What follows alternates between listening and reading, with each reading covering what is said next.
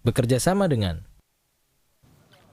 Pemirsa, masih bersama Master Xiang Yi, penulis kalender Feng Shui 2017, menata Feng Shui dan menyibak keberuntungan Anda di tahun ayam api.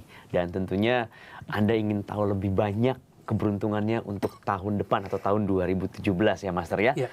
Nah ini berbicara tentang bagaimana metode penanggalan pada kalender Cina. Di sini apa titik tolaknya, Master? Ya sebetulnya, jadi saya ingin memperbaiki ya. Ya. Kalau kita ngomong Cina, oleh kawan-kawan kita yang sensitif, mereka akan marah sama saya. Jadi sebaiknya kita pakai Tiongkok atau China. Oke, China gitu ya. Ya, Ya. jadi itu lebih bagus, lebih enak ya. Nah, jadi kalender yang digunakan di Tiongkok sana, Di Tiongkok? atau zaman dulu di sana, ya. Kalau sini sekarang sih udah pakai kalender internasional. Kalau dulu mereka memakai kalender lunar namanya. Lunar. Kalender lunar, tapi bukan lunar yang sebenarnya. Kalau lunar yang sebenarnya itu kalender bulan. Oke. Seperti kalender Islamik itu murni kalender bulan. Kalender yang dipakai di sana itu adalah kalender yang mencampurkan kalender matahari atau solar dan kalender bulan atau lunar. Itu disebut Imlek. Imlek. Inli ya. Oke. Atau Nongli namanya. Nah, Nongli itu adalah bauran antara keduanya. Sehingga dari situ timbul apa yang disebut 24 titik musim. Nah, di kalender saya ada. Oke, di kalender ini ada semuanya. Ada semuanya. Detail ya, 24 ada titik musim. Betul ya. Dan kemudian titik musim itu menggambarkan tentang apa yang harus dilakukan pada saatnya musim itu terjadi. Jadi kapan harus bercocok tanam, kapan harus panen, kapan harus melakukan apa, itu di situ jelas melalui titik musim. Titik musim itu pula yang dipakai sebagai patokan di dalam perhitungan-perhitungan yang logis. Jadi di dalam tanggal lahir saya ini ada setiap hari itu dilengkapi oleh apa yang disebut cabang bumi dan batang langit. Cabang bumi dan juga batang langit. Ya.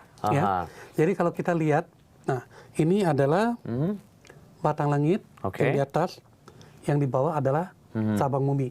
Ada huruf-huruf China di situ.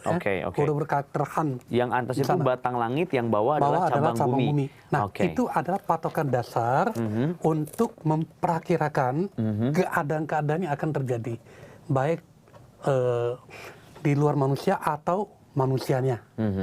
Jadi misalkan manusianya ya berarti dari tanggal lahir dia itu kira-kira dikontakkan atau disinkronkan dengan batang langit dan cabang bumi hari tersebut, apa yang akan terjadi pada hari tersebut.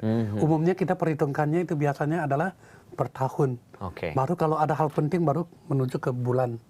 Nah, ke hari itu sudah jarang. Kalau tadi kita kaitkan dengan cabang bumi, misalkan yang di cabang bumi yang di bawah ya, Master ya, ini kan ada logo-logo, Master. Betul. Ada love, ada logo cinta, ada logo pesawat, ada logo seperti apa namanya palu dan juga buat ngecat tuh, ya itu kuas ya. Nah itu apa tuh Master? Pengertiannya? Jadi, itu adalah logo-logo yang telah saya singkatkan sedemikian rupa sehingga mudah dibaca. Jadi oleh orang yang profesional yang menguasainya, mereka tetap menghitung dari dua huruf ini. Oh tetap yang di atas, batang langit dulu. Betul. Jadi yang di atas itu dua huruf itu namanya pilar, satu pilar itu ada batang langit dan cabang bumi. Nah, yang di bawah ini adalah simbol-simbol. Ya. Orang yang awam sama sekali nggak ngerti, mereka nggak usah hitung payah-payah gitu loh. Mereka tinggal lihat aja. Takutnya nanti pusing sendiri ya, Master ya. Pusing sendiri. Belajarnya nggak gampang ini ya. Nah, jadi di sini kalau misalnya muncul hatinya merah. Hatinya merah. Hati itu apa? Love. Ya kan? Love. Nah, itu seperti yang tadi saya sebutkan. Boleh untuk kawin. Nah, itu langsung kawin apa pacaran dulu? Tergantung kebutuhan. Untuk menjalin percintaan gitu ya, maksudnya ya. Ya, yang penting segala sesuatu yang berhubungan dengan jodoh dah. Nggak ada jodoh dulu mana bisa kawin ya. Nah, kalau ada pesawat ya itu perjalanan jauh. Kalau yang keluar rumah nggak dihitung ya? Nggak dihitung. Ini misalkan kita mau keluar negeri. Betul. Ya berteman sama Eskimo, salaman sama siapa. Betul. Yang baru menang.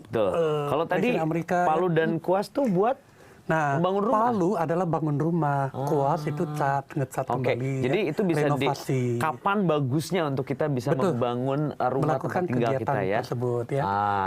Luar biasa sekali. Ada alat Detail. berat itu adalah bangun Ya. dari tanahnya. Jadi kalau seperti itu. dengan kalender Tongsu ini mungkin ada beberapa pemirsa yang sudah punya dan Ya. akan punya, ingin mempunyai, tapi masih ketakutan.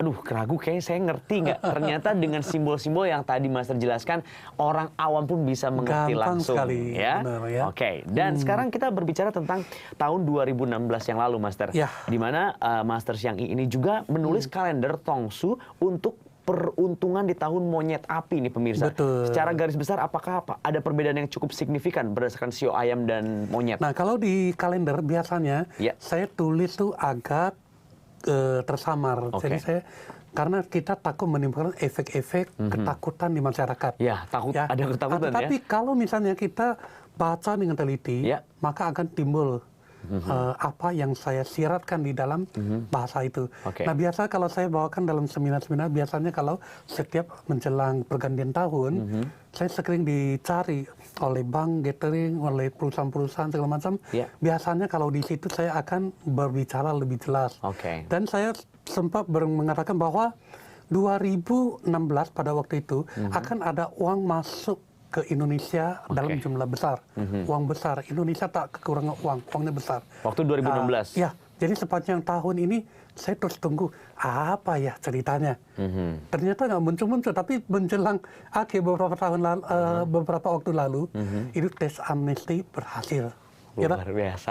Dan itu Jadi saya sendiri sudah nggak- digambarkan sama Master waktu Betul, sudah awal-awal masuk digambarkan. 2016 ya? Benar, saya tidak tahu apa yang akan terjadi, tapi ada uang besar. Jadi seperti itu. Dan ternyata teks amnesti akhirnya berhasil ya, Master ya.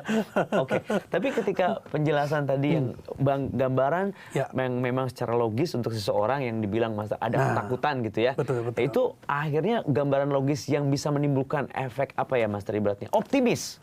Ya, Itu jadi akan kalau selalu misalnya diarahkan ke sana atau sebuah gimana, Master? peringatan, sebuah misal wejangan, Ya. sifatnya wejangan Wejangan, sebenarnya. ya. Nah, itu tujuannya adalah untuk mengingatkan orang, Oke. untuk memotivasi orang. Jika itu sesuatu yang bagus, jadi misalnya kalau kita melihat sesuatu akan terjadi pada orang tersebut, misalnya naik pangkat dan lain-lain, kita akan support dia, kita Oke. akan motivasi dia. Tapi kalau misalnya yang kita lihat adalah sesuatu hal buruk yang akan terjadi, maka kita akan mengatakannya dengan halus, misalnya Anda harus lebih hati-hati, Oke, seperti oke, itu. oke. Jadi Supaya tidak menimbulkan ketakutan ya, betul, saya tidak Master? pernah mengatakan Anda akan mati pada tahun ini, tidak ada, nggak boleh mengatakan hari itu. Oke. Ya, sekalipun misalnya pada orang yang memang sudah sekarat, Oke. ya, lebih-lebih nggak boleh. Jadi bagaimana akhirnya membuat logis dalam artian Ya. memunculkan optimisme ya, Master ya? Optimisme. Jadi sebenarnya itu adalah sebuah tanggung jawab moral Tanggung jawab moral. yang harus dijalankan oleh seorang yang seperti saya profesinya. Oke. Kalau orang yang misalnya nggak ada apa-apa tuh nakut-nakutin itu, ya itu berarti saya tidak tahu mau ngomong apa. Tak pantas ya. Oke. Nah, Kalau 2016, Ya. Master bilang di 2016 gambarannya akan ada uang besar besar masuk ke masuk. negara dan itu terbukti Betul, lewat teks betul. amnesti. Nah, 2017 kira-kira akan ada uang lagi yang masuk atau apa? Ditunggu. Oke. Nanti jawabannya tahan dulu. Oh, oke, baik. Kita akan nanti Bagus. balik lagi tentunya tetap di Coffee Table Talk di KTV Televisi Kota Kita.